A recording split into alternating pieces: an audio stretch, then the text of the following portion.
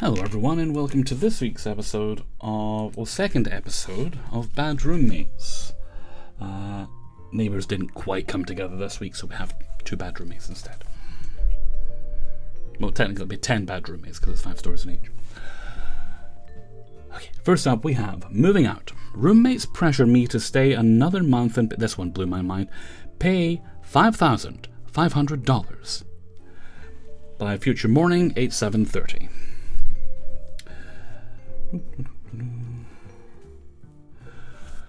Context. We all live in a mansion in Florida. Rent is $1,600 a month. I pay $5,000 to live there for the huge master bedroom. I pay total $5,500, which includes rent, utilities, groceries, and gas. The other roommates pay the remaining $11,200.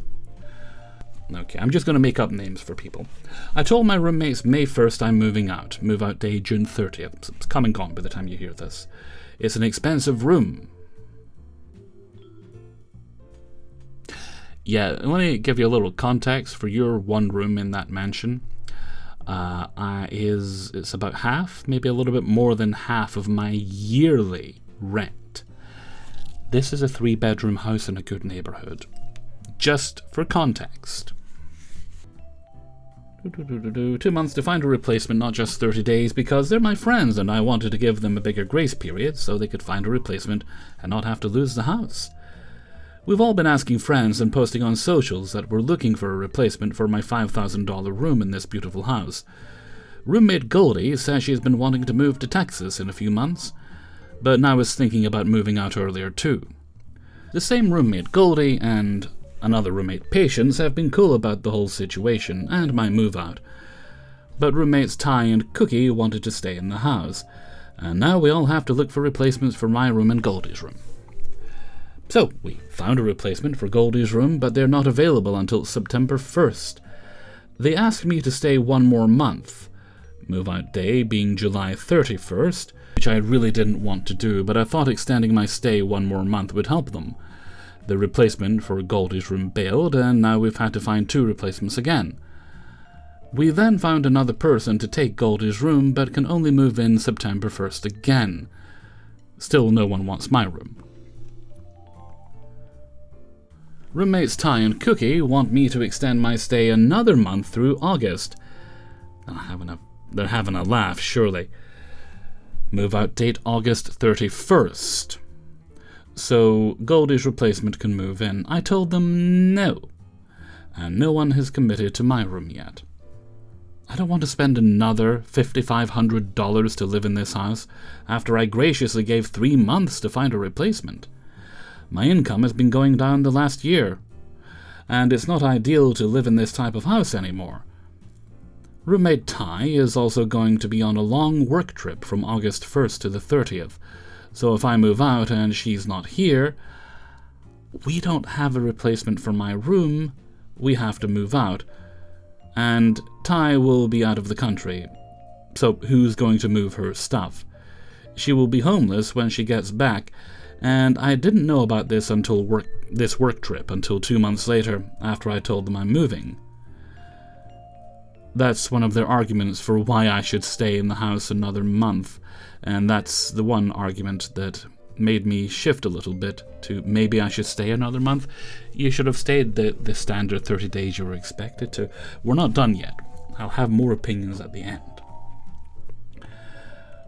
We had a talk with Ty about their work trip. Cookie was questioning how I was running my business and to make more money and work harder if it's a problem right now to pay the $5,500 room for another month. Of course! Why didn't I think of it? I'm not a millionaire yet, so I just need to work harder. That's it. That's the only thing I need to do. I'm glad I read this story now. Work harder. Did you guys know that all you need to do is just work harder? You just choose to do it, then boom! Everyone's fucking loaded. Anyway. Honestly, any money I make right now is not owed to the room. I gave them ample time to find someone, and it's unfortunate that they're choosing to live beyond their means. Save it for the end, John. Save it for the end. But me paying $5,500 for another month only serves them, and I need that money right now. They then said if they have to move out, the total cost to move and find another place will cost more than my $5,500 rent, so it's easiest if I pay it out of courtesy. But by that logic, Ty and Cookies could simply split the $5,500 into $2,750 each and pay that in August to cover my empty room, which will not be your room by that point, so not your problem. Then in September, the replacement tenant will take Goldie's room, but then what? No one has committed to taking my room yet, so even if I stay through August, there's still a chance no one will take my room, and then I pay an extra month for no reason. I mean, you've already done that, it sounds like? During the talk, Ty said it would be the right thing to do. Yeah, because it benefits them. In no way does it benefit you. Since we have someone to take Goldie's room, my answer to that, well, you think you do? My answer to that is I gave you guys 3 months already, and still no one has said they want my room. It's still the big elephant in the room. Is that why it's so expensive? No pun intended. I also asked Cookie, why don't you take my room and then find someone for your cheaper room? She said, I like my room, it's bigger. Then why does my rent cost twice as much as her rent? None of them want to pay more or have anything change. It feels like they just want my money to keep everything easy for them. Yeah, they don't sound like good friends, do they? Maybe they have wonderful redeeming traits that aren't shining through here. During this whole situation, since the day I told them I'm moving, some true colors have come out. They don't care about me or my reasons or my decisions. All they want is to keep the house by any means necessary. It's subtle, but I feel it. Questioning why I'm moving out, that it's the easy way and I should just work harder. Detached from reality, that's what they are. I'm sorry my current finances, stress, and mental health put me in this position, but it's life sometimes, and I have to do what I think is best for me, and figuring all this stuff out in my life while paying another $5,500 just seems so irresponsible and wrong. Also, Goldie told us recently that they now want to move out quickly too, because it does take a bit of time and energy to move cross-country, and they don't want to be blindsided if we stay another month and then still can't find someone for my room. So this did make me feel better now that I guess all the pressure isn't just on me.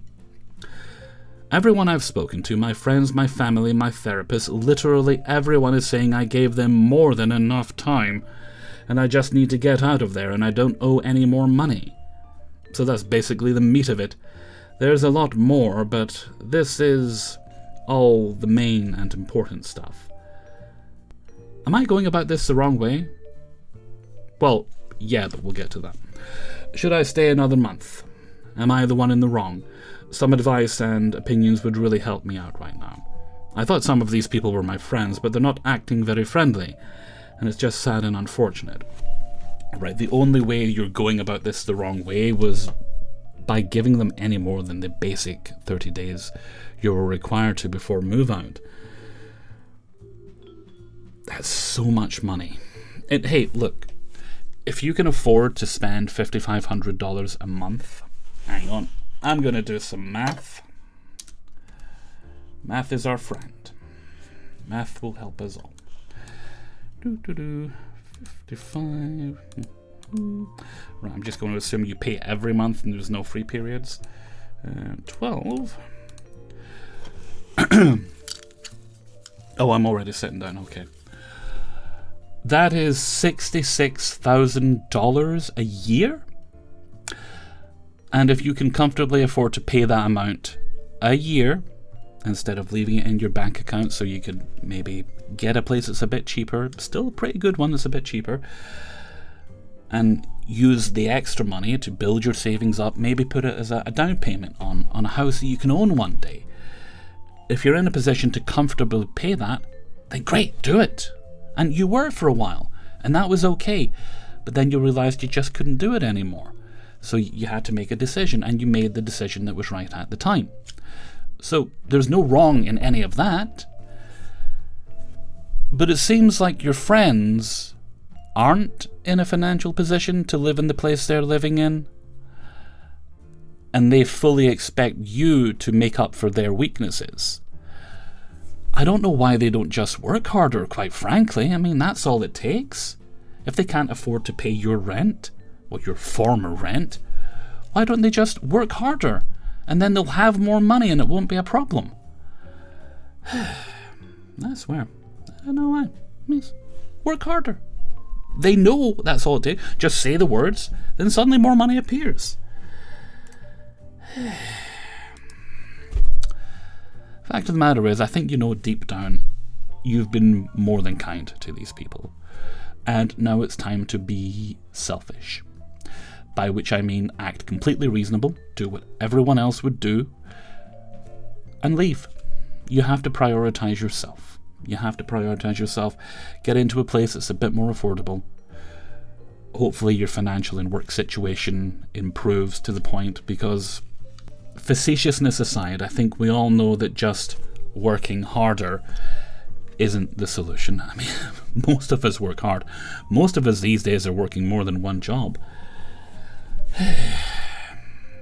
So it's time to be selfish.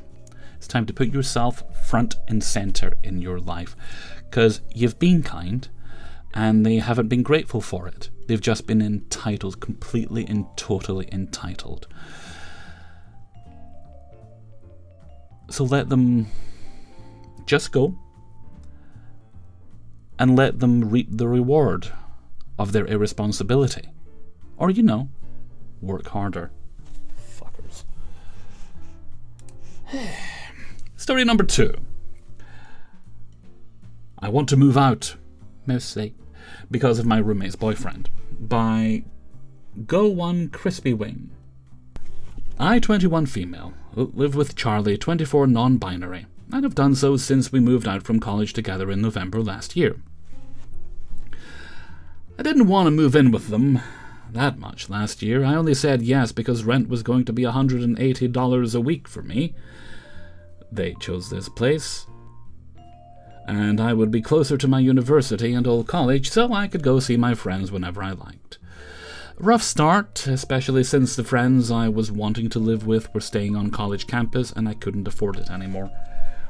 Charlie has been with Michael, 23 male, since about May last year, which is crazy since Charlie broke up with their last ex in November the year prior and still wasn't over it fully when they got with Michael. They were together for over 2 years, so it's understandable to still be upset about the last ex, so Michael was 100% a rebound from him.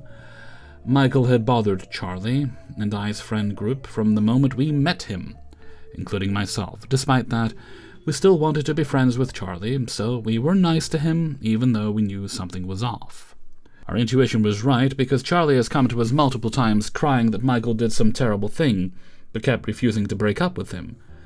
Terrible things include lying to his parents about Charlie's existence for the majority of the relationship, for literally no reason, not coming to Charlie's aid when they were mourning their dead pet, because his godfather was over, he comes over every weekend, and constantly making racist and sexist jokes with his hockey friends. They're probably a bit hokey as well.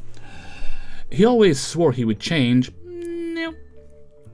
Would change for about a week, then slowly go back to his old ways. Michael knows I don't like him, but Charlie always speaks for me and tells him that I do like him. I'll nip that in the bud. I think I made it clear by avoiding him at all costs that I don't like him, but that's besides the point. I've told Charlie that even though it isn't my place to forgive him, I have yet to do so. Hey, you're allowed to have feelings about anything. Just about everyone in Charlie's life except their dad also told Charlie to break up with Michael, including his mum. I wish I was joking. I know he's fucked up. I fucking raised him.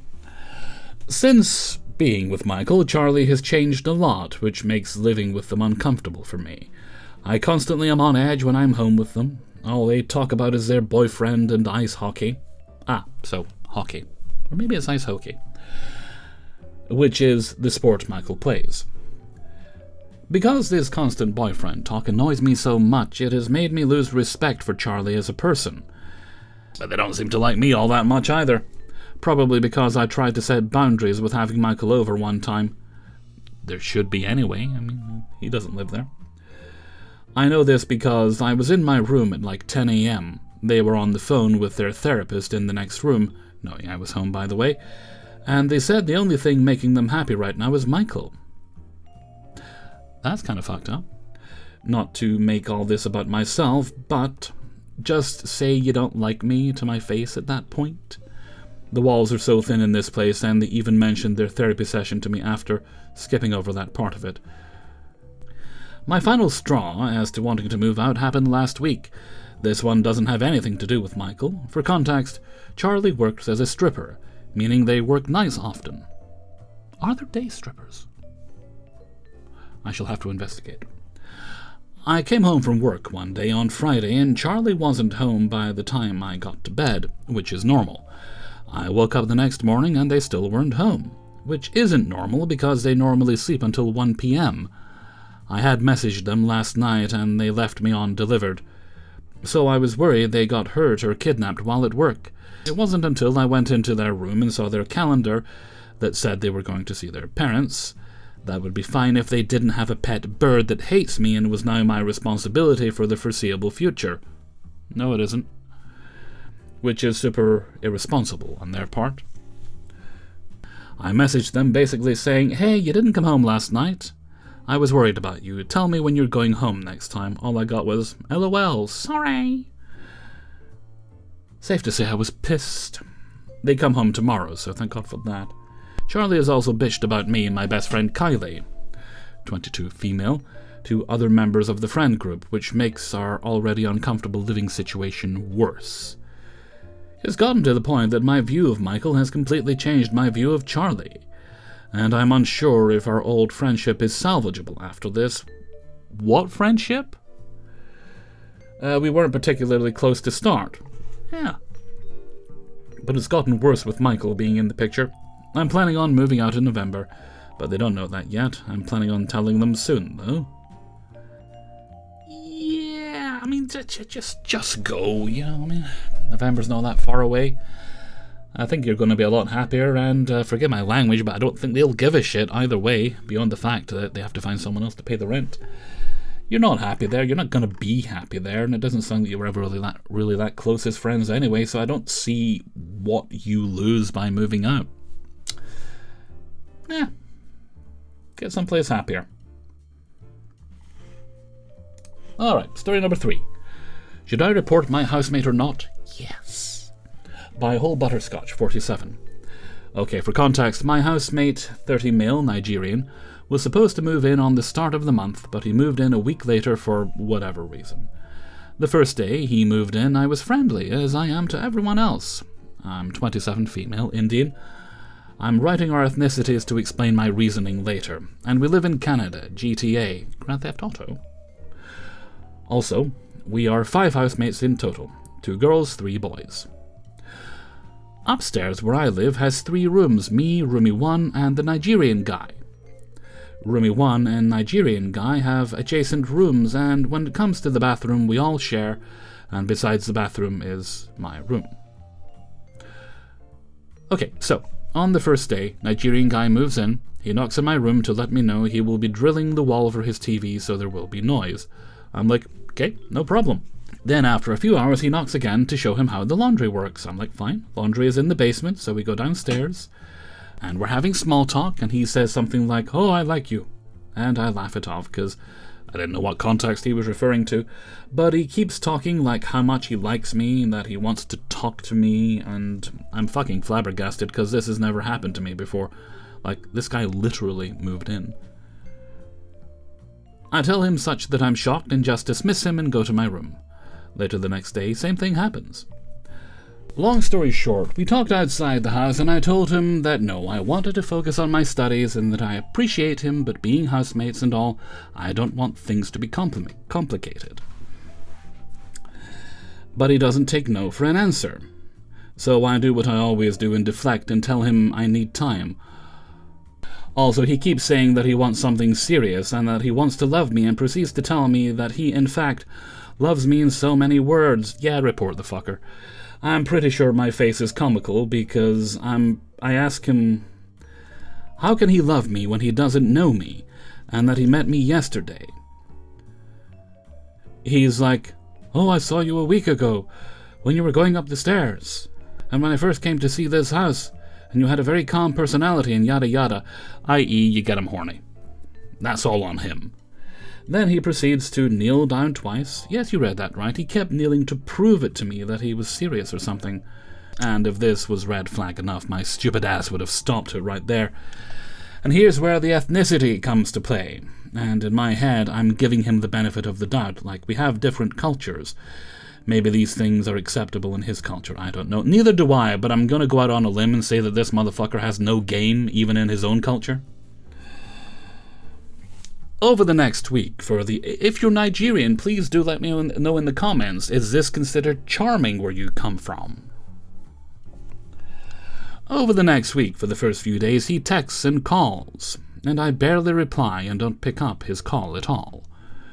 Then for 2 or 3 days there is nothing, and I'm relieved like he finally caught on. But no, I had another one coming.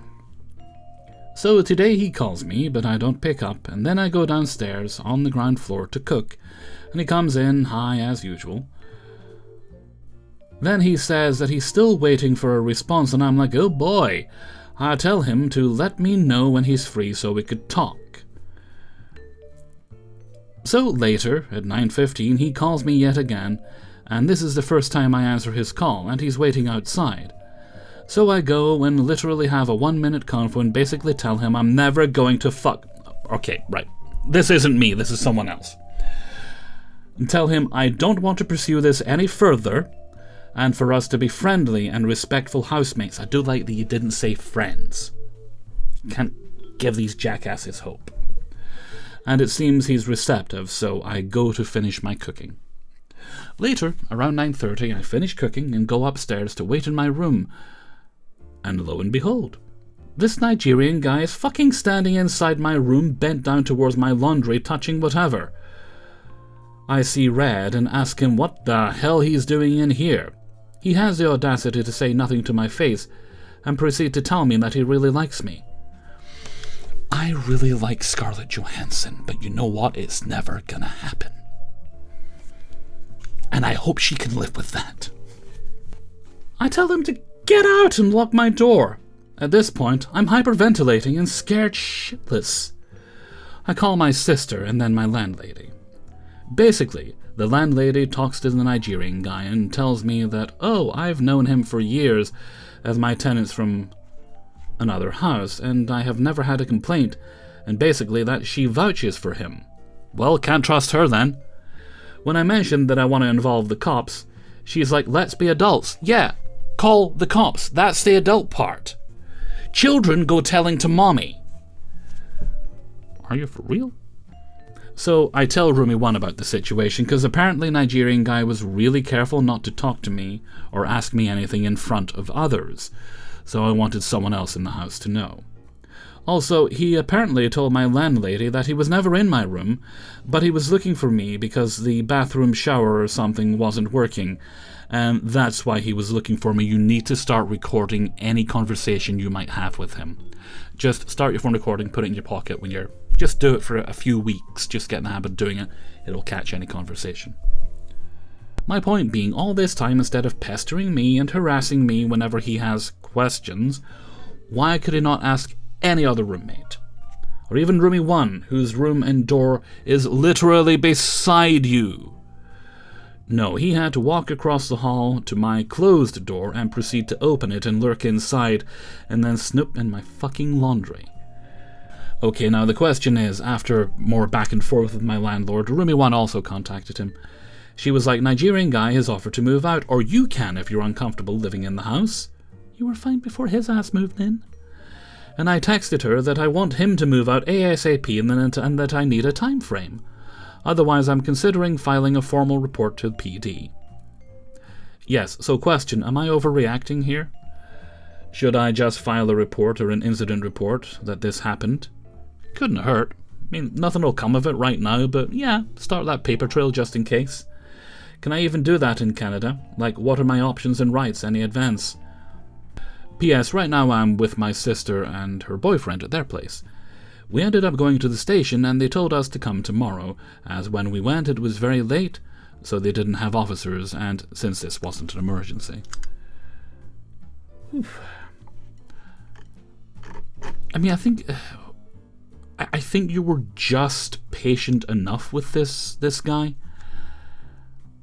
and you know it's time to do what's what. I wouldn't trust your landlady as far as I could throw her by insinuating that you were being immature by involving the authorities. Now, maybe he's done nothing criminal, but as I say, his behaviour is a bit concerning, so it wouldn't necessarily be a problem. Just as you say, make an incident report so there's documentation of it, in case it does escalate to a point where you have to call and maybe get them to come take him away. Then it can be like, well, there's evidence of prior behaviour. Hopefully she does make him move out. I'd be looking for other places, though, if I were you. Just in case. Story number 4. Roommate alignment and synergy check-in. I flipped the script. By Crunchy Meat Bay. I like to settle in, take a nice shower, and get comfortable for the evening once I'm home from work. Not today. I had a plan for this so-called alignment and synergy check-in. Namaste. That has been called in my own home. Thanks for all the advice, by the way. I kept a lot of what you all said in mind tonight. I was ready. I wore a clean white polo shirt, my chinos, and one of my favourite pairs of Oakleys. Oh, and my Apple Watch, of course. Leo arrived about 20 minutes after I did, so I was already in the living room waiting. I gave him a chance to get settled in. He rambled off about his day for a few, and then asked if I was ready for our vibe check. I took the opportunity to take control over the meeting at this point and began by saying, "Thanks for setting the agenda tonight. Let's start with a Q3 capacity audit to make sure our living arrangement is mutually beneficial and compliant for the subleasing agreement. We'll start with the dishes and the blender. Let's review my key performance indicators. One of my core metrics is an orderly kitchen. The 6 a.m. blender and unwashed protein shakers are blocking my workflow and impacting my quality of life, Leo." I'm already laughing on the inside because he wasn't expecting me to match his vibe. I can see the surprise on his face. In regards to the trash, I am formally requesting a resource allocation adjustment. Since you're the waste management lead, I need you to initiate a disposal ticket before the bin hits 90%. I can no longer absorb this extra task. Let's align on some new standard operating procedures for the 4th quarter. These updates need to be fully implemented by tomorrow. Leo sat there for a hot second before he responded. I appreciate you bringing this up tonight. However, my 6 a.m. fuel assembly is a non-negotiable part of my personal growth roadmap. Do it the night before, Jezrag. Give it a shake in the morning. You asking me to use headphones is literally gatekeeping my productivity. I'm thinking gatekeeping your what the fuck are you talking about? He continues, let's double-click the waste management metrics. I will take 100% responsibility of trash duties. No need for you to monitor its capacity moving forward. I wasn't. I mean, I was, but not like he did. He goes on to say, I love that you're leaning into data-driven dialogue, but we need to look at this holistically. From my perspective, I see an opportunity for us both to improve our vibes, optimize this synergy, and create a highly productive living space. No worries. Ugh. Totally agree. We chatted a bit longer. He offered to pick up sushi and boba at this great little place a few blocks over. Now I'm chewing on tapioca pearls. Oh, from the boba. Right. I thought it was a metaphor for the fact that you had him by the balls. Overall, we had a great talk, but Leo needs to do something about the blender and iPad noise at 6 a.m. I understand him wanting to be healthy. I think I'm going to have to just get over the blender. No, you don't. But I think he's going to have to misplace his iPad in the hallway.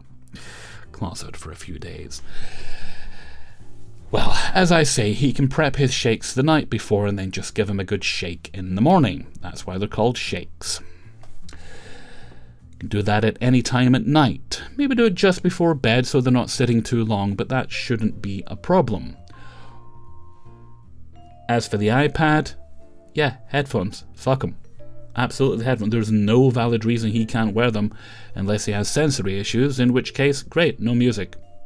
Or turn the volume down. Oh wait, he probably can't hear over the blender, right? Alright, fifth and final story. Kicking Out Childhood Friend by Underwater Pain. Hi. My husband, male 27, and I, male 25. Ah, like the older man, do you? Recently had bought a house, and my childhood friend asked me to move in to start a new life. Should move into their own place then, because it sounds like they're trying to start your new life. We let her stay rent-free for 3 months for her to find a job, but we urged her to find a job prior to moving down here. She said that she wanted a month off from not working. Great, do it before you move then. Okay, sure, that's fine. She had like 2.5K saved up. Living large, so I wasn't too worried even if she couldn't find a job in a month or two. She should be able to hold up her bills, right? No. She spent all her money in the span of 2 weeks. I'm going to assume hookers and coke until corrected otherwise, and proceeded to try and blame it on buying stuff for other people. Red flag number 1, but it's my best friend that I've known for over 10 years. Well, I think you're getting to know her now, aren't you? Even though we had warned her, she said she couldn't land a job for 2 months. She applied to a place nearby, so as I was picking up some things, I swung by and asked about her application. They had called her multiple times and she hadn't picked up the phone. Okay. Weird. I tell her and she says she thought they were scam callers. She gets the job. It's $10 an hour, full-time. We're only making her pay an average of $3.90 a month. That's pretty sweet, actually. Moving on, it's January. We've been in the house for 2 months, and she's got to live with us rent-free for 3 months. She immediately tells me she can't pay it all at once, and says she needs to break it up into payments. Sure, I'm fine with it, and let her. And then I notice she's buying video games, getting packages, and gambling. I'm becoming a little peeved. But I thought I was probably looking too much into it. Hey, it's nice to treat yourself and buy luxuries. I recently bought video games. I even treated myself to a used but decent 3D printer recently. You know what I did before all that? Paid my fucking bills and made sure I had enough money to pay them going forward for a few months. The following months didn't get much better. Repeatedly, boundaries were getting crossed. And I quickly realized she is not a very tidy person in any aspect, it would seem. I apologize, I'm forgetting this is a friend of yours. Trash filled her room, mouldy cups, dishes, etc. To put it into perspective, we had 16 forks in the house. It got to a point where we only had 3 forks because she was hoarding them all in her room. Furthermore, she was consistently a week late, splitting the rent, or like last month, 3 weeks late. I texted her that we needed to figure out a plan for her to pay rent. She claims she forgot to send it last week. Even if she forgot to send it, that's still 2 weeks late. It had started to become a pattern of severe financial instability with her. She also complained she had no money because she couldn't find a better job, but would skip interviews for higher paying jobs because she couldn't do it. Right. But you're worried about how your bank account is constantly minus $200. You don't want to fix your situation? Lastly, the thing is, it sounds like she probably interviews well and doesn't seem to have difficulty getting hired, but she doesn't seem she's willing to do the work. Ugh, I hate people like that. Lastly, the straw that broke the camel's back. She got her car repoed because she wasn't making full payments on it. She is now fully dependent on us for transportation. You can drive her to the airport then. She's unable to get a better paying job as she can't drive to work. She walked, currently, and is just going to repeat. We had to ask her to find somewhere else to live. Excellent. Unfortunately, she took it really personally, and now we avoid each other. I've always been the one to apologize in these situations, even if I felt like I was in the right. However, I just can't do it this time. Her response contained zero accountability, and randomly mentioned she wanted to kill herself. Well, that's a choice that she's allowed to make. It's no responsibility of yours. I wish it didn't end up this way. There's truly nothing I wanted more than to see her succeed. By that point, I'd lost confidence that anything was going to change. The same problems had been happening for months despite compromising in talks. And we couldn't continue subsidizing her indefinitely. No, that's because she's affecting this new start that you and your partner have. You guys moved into this place, thought, great, it's a wonderful new chapter, we're starting on our lives. Then she comes along. I suspect, you say that you were always the one having to apologize. I suspect if you look back in your friendship, you're going to find there's a lot of downsides that you just brushed aside, because she must have had redeeming qualities. I always tell myself in these stories, these people must have had redeeming qualities of some kind. But she's spiraled downward if she was ever on the up. And as long as she has two accommodating men to mooch out off of, she was going to take advantage of it, so you've definitely done the right thing by asking her to move out.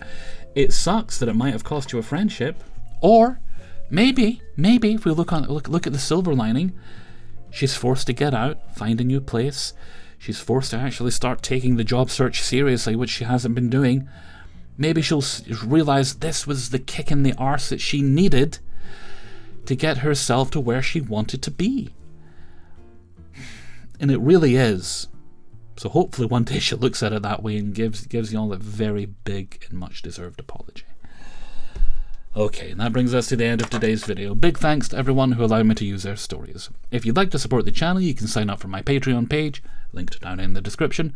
Just $1 or more a month is all you need to pay, and it gets you early access to the videos at once on Monday. There's also a link to my merchandise store over on Teespring, as well as my Discord server, my Threads account, and my email, which is kingofthecities@gmail.com, if you want to contact me. That's everything for now, so until next time, thank you very much for watching, and take very good care of yourselves. Bye-bye.